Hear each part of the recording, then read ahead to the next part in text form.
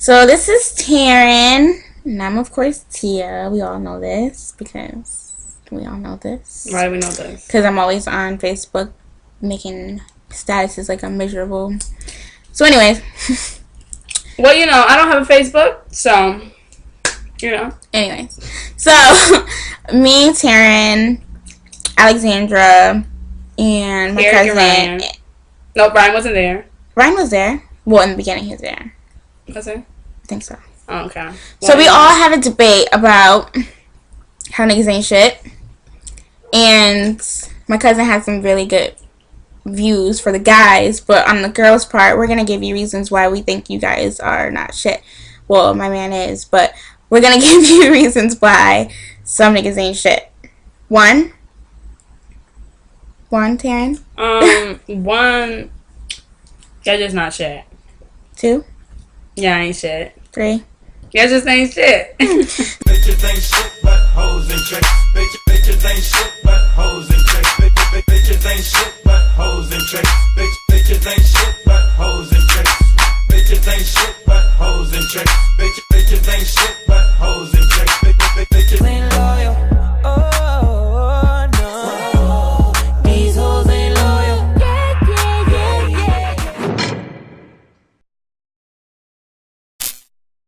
I ask myself this question all the time. What happened to black love? I mean, I'll scroll down Instagram and I see so many posts that are talking about, niggas ain't shit, bitches ain't shit, got my side chick down. People are literally like writing contracts for their side chicks, like saying you can't contact me after such and such hours, but you better answer your phone. You can't get. And I'm like, no, like what? Niggas ain't shit, bitches ain't shit. It's like, I think people that one bad experience or a couple bad experience like judge everybody where everybody's different. Not all men are niggas for one, and not all niggas ain't shit. So I think that you have to, instead of putting everybody down, you have to have like a little positive side of you to bring people up. Like, I can't judge this guy based on what this guy did. I can't judge this female off of what this female did. You have to give everybody an equal chance. It comes from the hate, the annihilation and hatred of self, and the lack of awareness of one, that words carry power, and of two, that your life has value, and that three, that you matter. Words carry power, your life has value, and you matter. So when you operate from that place, you then seek to mirror the type of partner that says the same thing. But when you don't operate from that place, you will say bitches are hoes, niggas ain't shit. You will say that because you're saying that about yourself. So the goal, you said, kind of why does this cycle perpetuate itself? Because we don't enter in for the lesson. We don't enter in for the wisdom.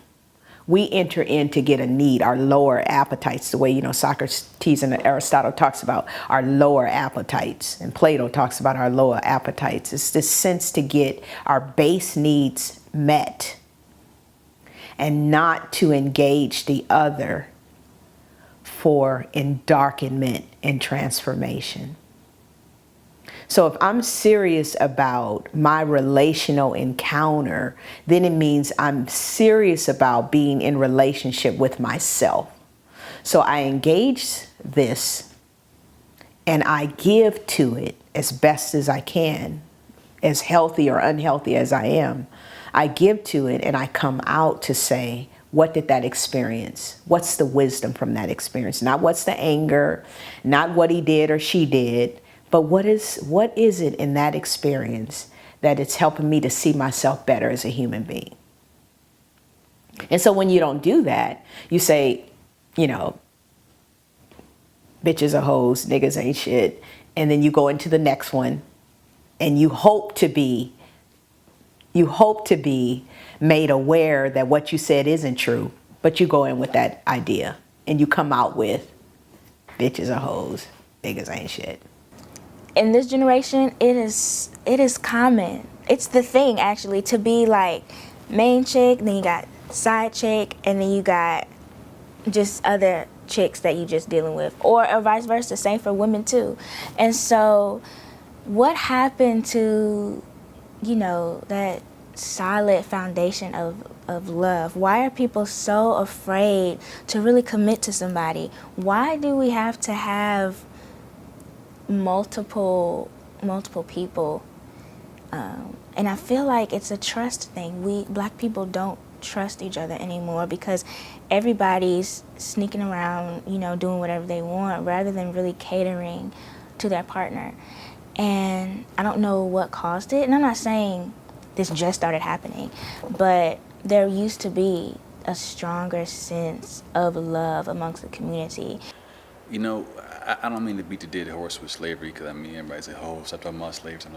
But I mean, the reality is, I don't believe there's any aspect of black culture or black life that hasn't been and continues to be affected by slavery. When you talk about love, you think about there being a time where you couldn't love, you know, where you couldn't show love. You couldn't show love for a woman because she could be taken and sexually violated just to demean you, just to destroy your sense of manhood, right? You think about how you might have been studied. You know, there's a time where they would stud black people the way you stud two horses. Somebody you like, somebody you didn't like, whatever the case is, you were being treated like an animal.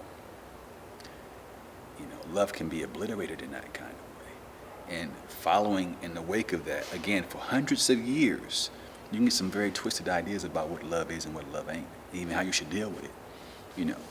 And since slavery, you can't point to any period in time where we actually dealt with how to love a woman or a man.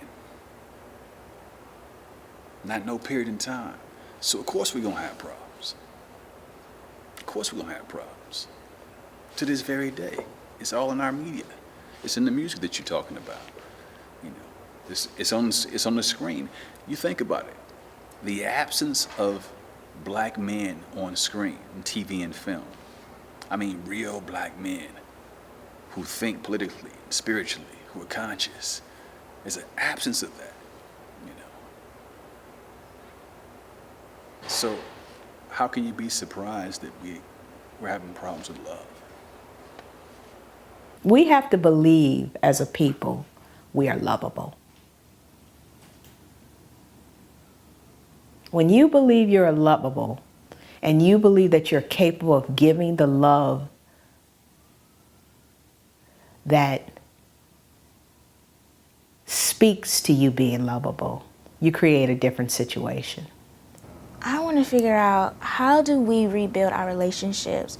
How do we trust each other again and really truly create a foundation? Because right now the foundation is broken. I'll go so as far as to say it's the foundation is broken and it's in shambles, and we can't unite if we're broken. We are